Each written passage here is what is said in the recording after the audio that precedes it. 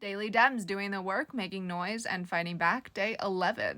The end of the day didn't have the outcome we wanted, but it was the outcome we expected. Good news is the Senate Dems fought the vote confirmation every single step of the way. And the House Dems were fighting back in any way they could too.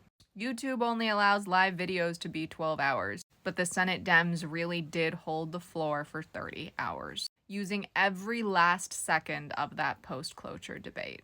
I wish I had been keeping a list of which Dems spoke, but hopefully we'll get one soon. Senate Dems on the Judiciary Committee successfully delayed Kash Patel's committee vote. They said they still don't have enough information, and the delay was granted. In the House, Haley Stevens of Michigan 11 and Sean Casten of Illinois 8 introduced the Taxpayer Data Protection Act. Now, there's not a very good chance that it passes, but bills like this can impact elections. Because you can make some pretty great ads when it comes to Republicans feeling like they have to vote against this. Representative Becca Balint, Vermont at Large, posted this video explaining two things that you might not have heard about in the media.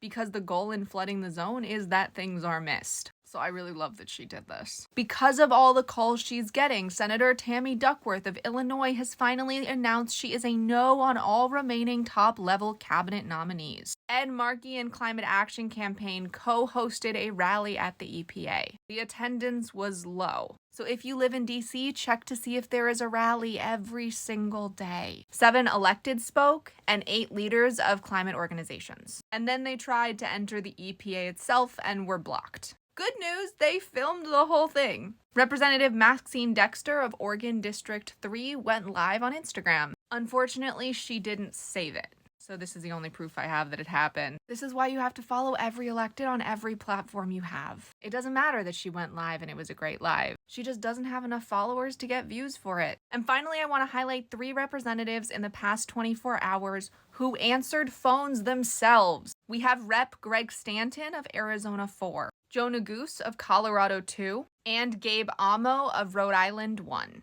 I hope to be able to include more representatives than that tomorrow. Remember, this is because of you. Democrats are doing this work because they are hearing from you. So don't think for any second that your calls and your visits and your rallies aren't making a difference. They are, and here is your proof. Your voice is your superpower, but only when you use it.